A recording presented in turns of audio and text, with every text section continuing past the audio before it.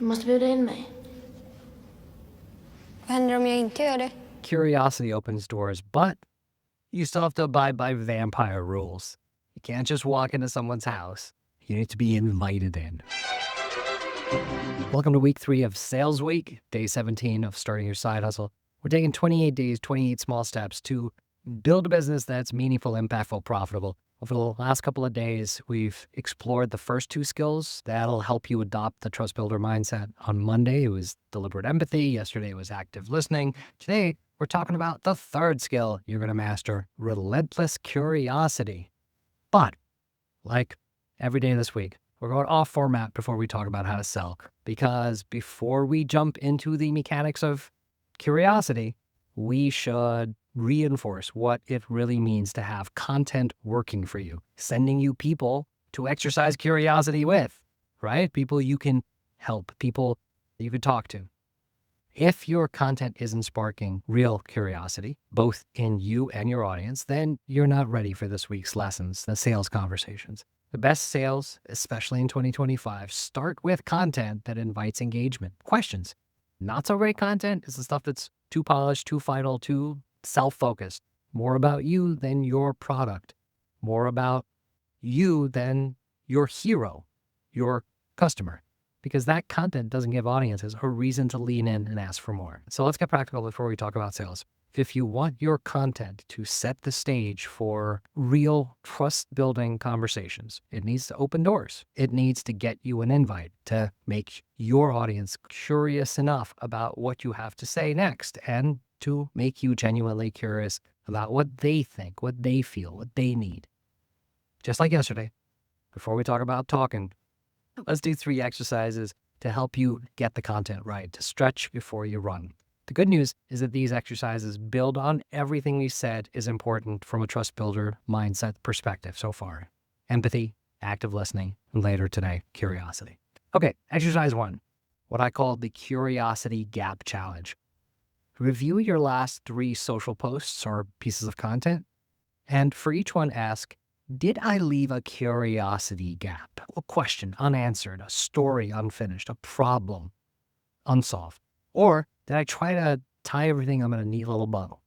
I do that myself all the time, so I'm still learning. If you realize that you are too, rewrite one of those posts to intentionally leave a question open or some kind of hint at a future reveal.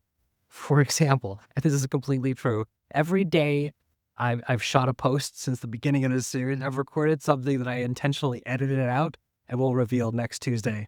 I kid you not. Your version of this exercise doesn't have to be that elaborate. For you, it can be like, hey, I just tried this new strategy last week. Here's what happened. Want to know the twist? DM me and I'll share the full story. You know, some standard way of just engaging with a question. Do that and then track the engagement on the revised post. If more people comment, if more people DM, if more people ask about the rest of the story, you're getting it right. Exercise 2, the what if experiment. Pick a topic related to your hustle that you haven't covered yet and create a short post or video that starts with, what if we tried something new, something unexpected, something a little risky? Don't answer the what if in the post. Instead, just invite your audience to share their thoughts, their predictions, their expectations. Use the responses to fuel your next piece of content. Think of it as co-creating with your audience. 3rd exercise, what I call the assumption flip.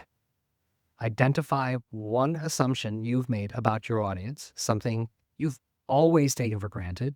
Create a poll or a question in your next post that directly challenges that assumption. For example, I always thought my audience cared most about price. Do you? Or is there something else that matters to you more?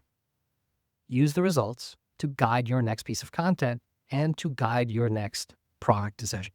Shouldn't skip these exercises. They matter because today's sales skill, curiosity, is about creating spaces for your audience to help them answer their own questions. When your content leaves room for curiosity, it invites your audience to lean in, to share, to trust you with their own questions and concerns. That's sales before sales. Curiosity before curiosity. Trust building before you get the point.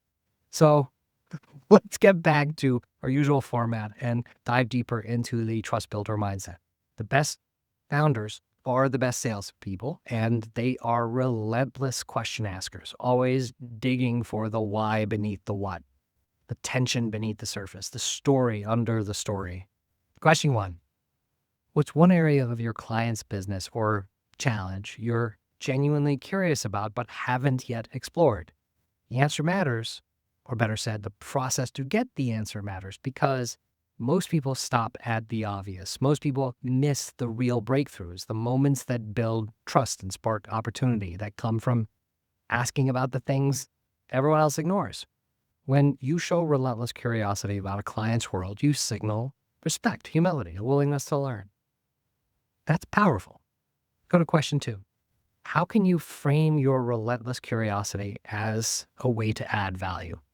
The answer to this one matters because there's a thin line between feeling like a salesperson is interested in helping you and feeling interrogated. On the flip side, you can understand that the best questions are motivated by a desire to help, and you kind of still get that thin line wrong. I'll give you two single word steers here. One, patience. Two, practice. If it's worth doing, it's worth doing poorly. Just make sure that relentless curiosity is anchored in service. How can I help you solve a problem you care about? You still won't get it right at first. You'll keep crossing the interrogation line. So your only saving grace will be knowing that your goal is service. Okay, take a moment and try to answer the day 17 question for your hustle without AI. And before you listen to the next section, the 28-day Ivy-League MBA, I personally think it's useful to try to answer questions without AI first, but if you'd rather do that, the AI teaching assistant prompt will drop with today's case study in a couple hours. If you don't know what I'm talking about, check out Lunch Break Millionaire Day Zero, or go over to superserious.com where I'm posting daily transcripts. Oh, the AI prompts are there too. And that's it. Also smarter. Day 17, part 2 of Lunch Break Millionaire, where we turn whatever you're eating for lunch into an Ivy League MBA degree. For lunch today, we're jumping back to day one's choice, every big city's answer to curiosity, the overpriced salad, which can be eaten two ways: mindlessly with a shovel or deliberately, where you explore each ingredient and each combination of ingredients. I'm a shovel guy, by the way. Not going to pretend otherwise. My wife says I eat like a child, like I'm the one getting pelted by croutons. Okay, our lunch choice today is appropriately metaphorical because our MBA lesson today is leadership's overpriced salad, what I call a curiosity-driven mindset, but what every top MBA program, Harvard, Wharton, Columbia, they all call it by another name, a growth mindset. And like salad, everyone in HR believes it's good for you. So let's get into it. How do the Ivy Leagues teach a growth mindset? Well, they teach you to, one, ask better questions. MBA programs teach students to move beyond yes, no service level questions to open-ended, exploratory questions like, what's the biggest challenge you're facing right now? If you could wave a magic wand and fix one thing, what would it be? What's a risk you wish you could take but haven't yet? What else? Two, they teach you how to challenge assumptions. Students are taught to question the status quo. They're taught to ask why things are done a certain way, what rules are sacred, what opportunities might be hiding in plain sight. This habit of constructive poking is what leads to trust building. What else? They teach you to, three, frame your relentless curiosity as service. The best students learn to use relentless curiosity to show they care. Questions are positioned in a way to help the other person think differently, to solve problems, to grow. One more. They teach you, I guess four, how to practice curiosity loops. In classroom discussions and client projects, students are encouraged to keep asking why and what if until they reach the root cause or a breakthrough insight. Asking why a billion times is annoying, but it also uncovers a ton of hidden crap you wouldn't normally uncover. And all of this, relentless curiosity, this growth mindset, builds trust because it signals humility. You don't assume you have all the answers. It uncovers hidden needs and opportunities. It demonstrates investment in other people's success. It makes the conversation feel collaborative, not transactional. Okay, curiosity, helps turn questions into action. If you've had prospects reach out to you, especially as a result of your social media or content from last week, use your curiosity to deepen those relationships. Invite them to a Zoom to learn more about their challenges or goals. These warm introductions rooted in genuine interest are the best way to build trust and uncover real sales opportunities. If you're not seeing many people reaching out, let curiosity guide you back to your week 1 and week 2 work. Ask yourself what needs refining in your value proposition, in your messaging to attract more interest. Trust is built when people come to you because they see real value. It's that simple. That's it. Hustle smarter.